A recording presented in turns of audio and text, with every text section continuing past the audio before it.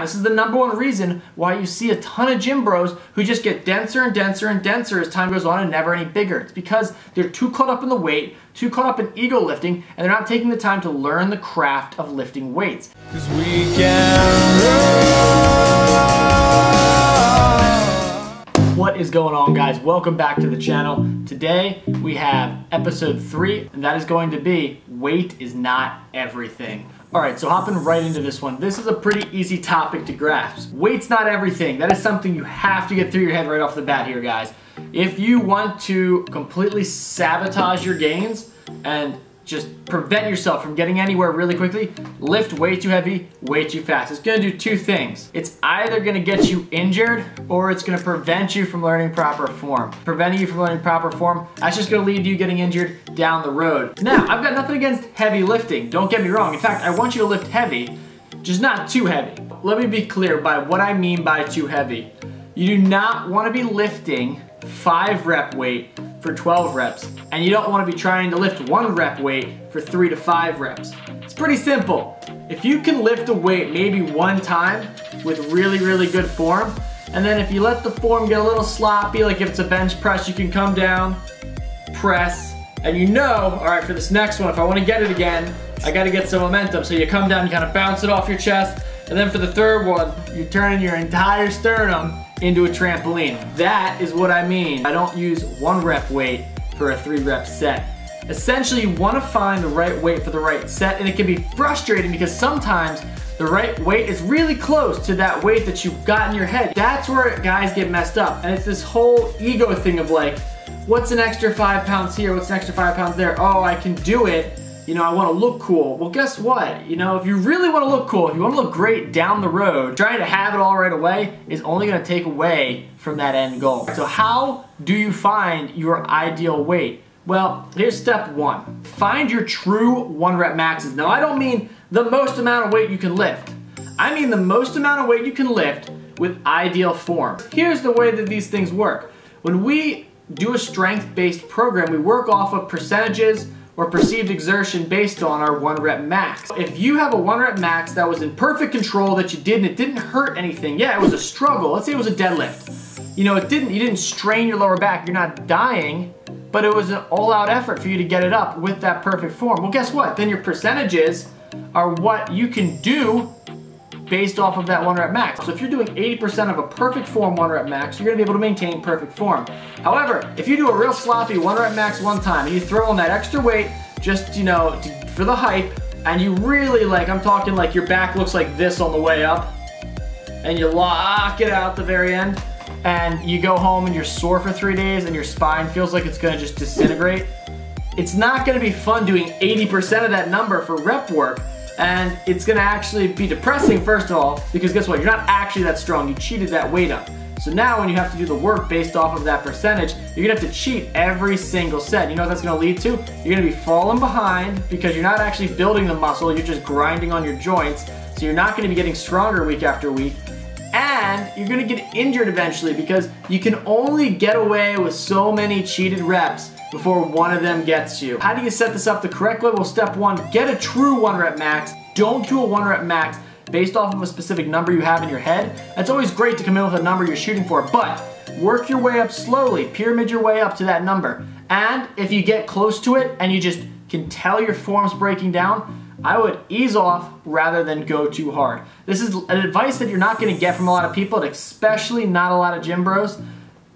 Going balls to the wall on every set is not the way to grow in strength. In fact, if you look at some of the best strength athletes in the world and the guys who have been around the longest, I'm not talking about the guys who are 18, 19, and 20 and are just absolutely like slamming weights around, because guess what? Those guys get injured and snapped up real quick and they are gone like that because they injure themselves out of the gym. I'm talking about the guys who have been around for a long time and are doing this. They make it look easy. You know why? Because they're doing perfect form reps. Now, they've been doing these perfect form reps for years, so now it's weight that we wish we could do even with bad form and we can't. Here's the second part.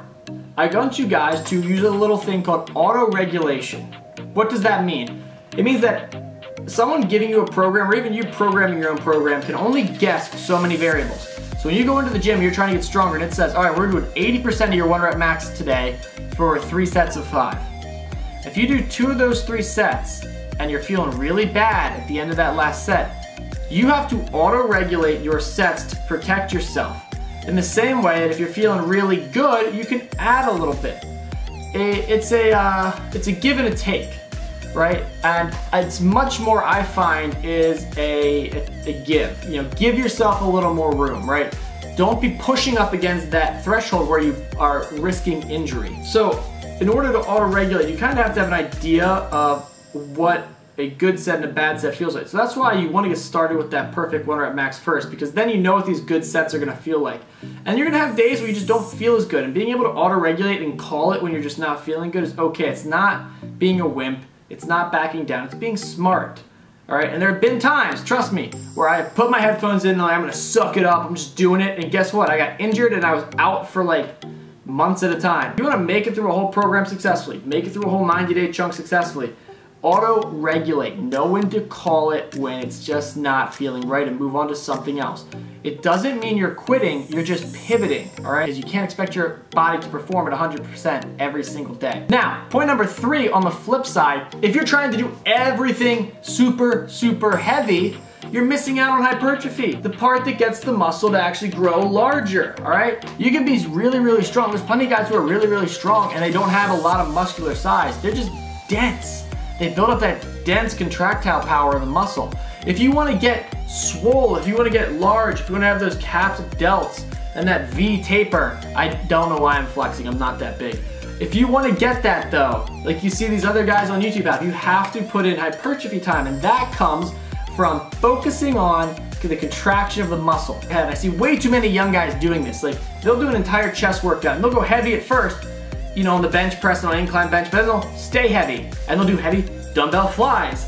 And they'll even do heavy cable flies where they're like trying to do the whole rack like this and they're like just punching it forward. It makes no sense. There are just exercises that are made for hypertrophy only, and you have to realize what the difference is. After your first and second exercise for a muscle group, those second, third, fourth, and maybe fifth exercise should always be more hypertrophy and even endurance based. Your body just doesn't need that many strength stimuli, and at some point it has diminishing returns. You know, after that you want to give it another stimulus to kind of guide its growth, right? It knows to get stronger. It's been broken down. You used up all the contractile power in the muscle. It's very weak now, and it's primed for a hypertrophic response, aka pumping a lot of blood in there, really learning how to squeeze it. This is also a great time to practice getting in tune with what that muscle feels like to be squeezed and used properly, all right? There's a big difference between yanking a dumbbell like this to curl it and actually learning how you can specifically activate every part of your bicep throughout a curl, and you only learn that when you lighten the weight and you go for that more hypertrophic response.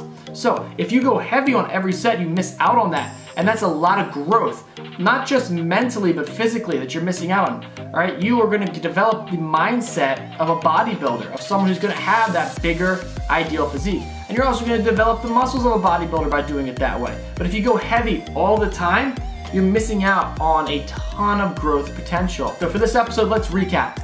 Don't go too heavy. Why? Because it's gonna stunt your growth as a lifter and it's gonna leave you injured. 1, find a true 1 rep max. Not the most you can lift with terrible form. I'm talking about the most you can lift with perfect or near perfect form. Whoa, that was 2. 2, auto-regulate. Don't push balls to the wall every day and expect yourself to be 100% perfect every day you go in. There are gonna be days where you're just not feeling it. Get as much as you can done, and when your body just can't handle it anymore, know to back off. A program's never gonna be perfect. Anyone who writes you a program and says it's perfect on the first go is lying to you. You need to know how to auto-regulate your program so that you don't just injure yourself for no reason because the program said to do something when you knew going in, you had a rough day at work, it was a long day, you're tired, and you just didn't have it in you. Auto-regulate and choose when to really push for it and when it's better to hold back, all right? This is a sport about longevity. This is your lifelong health. If you want to be around forever doing what you love and getting gains, you've got to be smart. And number 3, don't always go heavy or you miss out on hypertrophy. If you're not lifting for hypertrophy and you're always lifting heavy, you're going to end up with dense muscle tissue, but not a lot of size. Guys miss out on this all the time. This is the #1 reason why you see a ton of gym bros who just get denser and denser and denser as time goes on and never any bigger. It's because they're too caught up in the weight, too caught up in ego lifting, and they're not taking the time to learn the craft of lifting weights. It's an art form. It's not just a science. And part of that art is learning how your body is set up, how your specific origins and insertions work, and how you move the muscle to contract in the most optimal way. And you can't do that when you're yanking around weights as heavy as possible. You can only do that when you take time to lower the weight, learn your body, learn the movement patterns, and learn how to pump blood in there and stay calm while that whole muscle is on fire. And through that comes insane growth. 2 times the growth you're gonna get if you just do one of the variables. So, yes, I want you to lift heavy, I want you to lift for strength, but I want you to be smart about it, and I don't want you to make it your only priority. So, if you've been lifting heavy all the time, lower the weight, focus on some more hypertrophic responses, focus on some more hypertrophy work, and see your growth double. Guys, this has been episode 3. I hope you guys enjoyed. If you did, please subscribe to the channel, leave the video a like, and I will see you guys in episode 4.